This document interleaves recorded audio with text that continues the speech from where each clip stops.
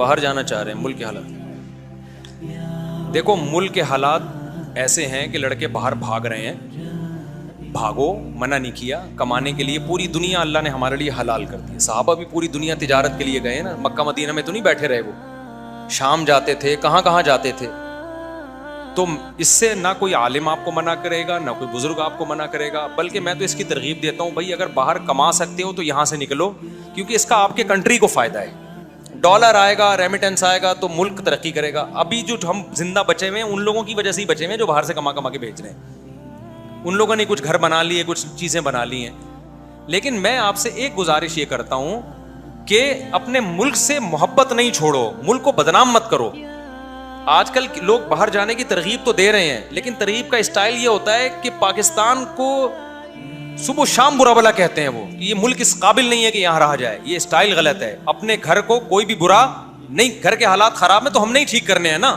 ٹھیک کرنے کا ایک طریقہ یہ کہ باہر جا کے کمائیں. ہم سمجھتے ہو کہ نہیں سمجھتے ہو؟ باہر جا کے کماؤ یار, اسی طرح ٹھیک ہوگا ملک.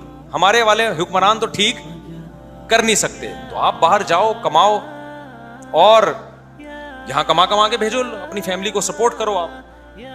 میں تو اس سے آگے کی بات کرتا ہوں, پڑھائی کے لیے بھی باہر جاؤ.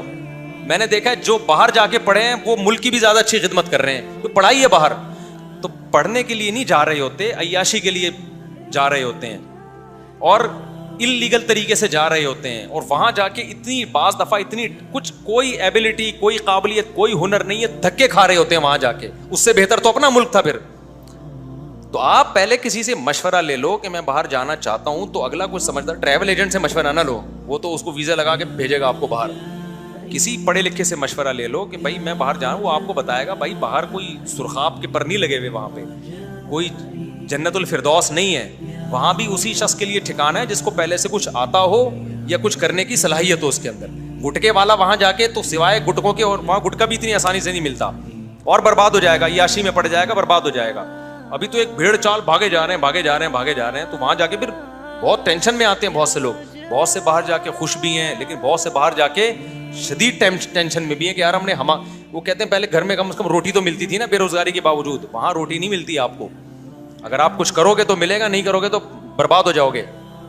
تو اس لیے پہلے کسی عقل مند سے مشورہ لو, اور وہ آپ کو بتائے گا کہ بھئی آپ کے اندر کیا قابلیت ہے, وہاں جا کے آپ نے کیا گل کھلانے ہیں, کیا تیر مارنے. اگر موقع مل رہا ہے تو پھر نکلو, لیکن ملک کی خدمت کے جذبے سے نکلو کہ ہم پیسہ بھیجیں گے, اس سے ہمارا ملک ترقی کرے گا, ہمارا خاندان یہاں کھائے گا, اس کو کچھ. ابھی تو یہاں کی آمدنوں میں گزارا ہے ہی نہیں. میں آج بائک پہ جامعہ گیا ہوں اور آیا ہوں موٹر سائیکل پہ, ماسک لگایا, کیپ لگائی, ڈنگ ڈنگ کر کے نا بڑا انجوائے کیا میں نے. ربیع الاول بھی تھا, جگہ جگہ لوگ ناچ بھی رہے تھے تھوڑا. تو اب خود بخود جو انجوائے ہو رہا ہے تو اس پہ تو اللہ نے پابندی نہیں لگائی نا, میری نیت نہیں تھی انجوائے کرنے کی. لیکن بہرحال لوگ عجیب عجیب سی حرکتیں کر رہے تھے, تو پہچان بھی نہیں رہے تھے لوگ مجھے. ماسک تھا اور میں یوں جا رہا ہوں بڑا یوں گھما کے نا, جہاں روڈ خالی تھا, پرانا زمانہ یاد آ رہا تھا. تو ہمارے گارڈ نے بھی بولا آج تو بڑے مستی میں. میں نے کہا اتنے دنوں بعد میں اپنی اصل پوزیشن پہ آ جاؤں نا.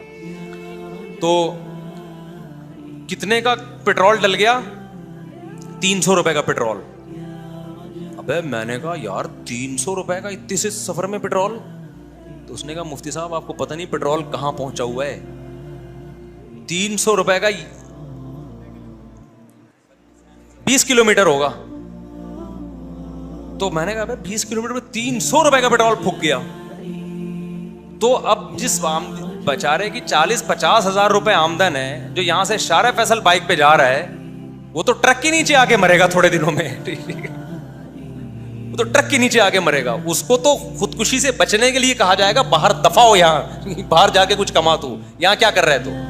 لیکن جس کا بزنس چل رہا ہے, جو نوٹ چھاپ رہا ہے, اس کو باہر جانے کی ضرورت نہیں. ایسے لوگ بھی باہر چلے گئے تو یہاں تو لوگ اور بھوکے مریں گے بھائی, تو لوگ اور بھوکے مریں گے. تو جو کھا رہا ہے پی رہا ہے وہ تو ٹھیک ہے, جو نہیں کھا رہا بے روزگار ہے, اس کو تو رزق کمانا فرض ہے. اللہ تعالیٰ نے قرآن میں جگہ جگہ کہا ہے کہ سمندر کو ہم نے مسخر کیوں کیا ہے, تاکہ اللہ کی روزی تلاش کرو. تو سمندر پہ بیٹھ کے کہیں جاؤ گے تو تلاش کرو گے نا, سفر کرو گے تو تلاش کرو گے. تو سمندروں میں جہاز بھی اللہ نے بنائے اس لیے تاکہ ہم ٹریولنگ کریں. ایک ہی جگہ بیٹھنے کے لیے ہوتا تو اللہ نے زمین ہمارے لیے مسخر نہ کی ہوتی. تو نکلو دفع ہو یہاں سے, ٹھیک ہے نا.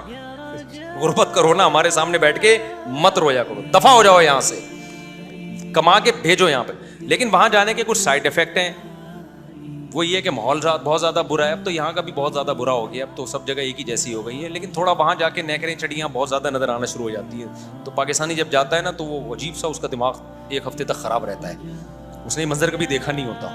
تو وہ ہر لڑکی کو گھر تک پہنچا کے آتا ہے, وہ یوں کر کے دیکھتا ہے وہاں تک. تو اس برائی میں نہ پڑو, تو وہاں جاتے ہی کسی دینی نیٹ ورک سے جڑ جاؤ.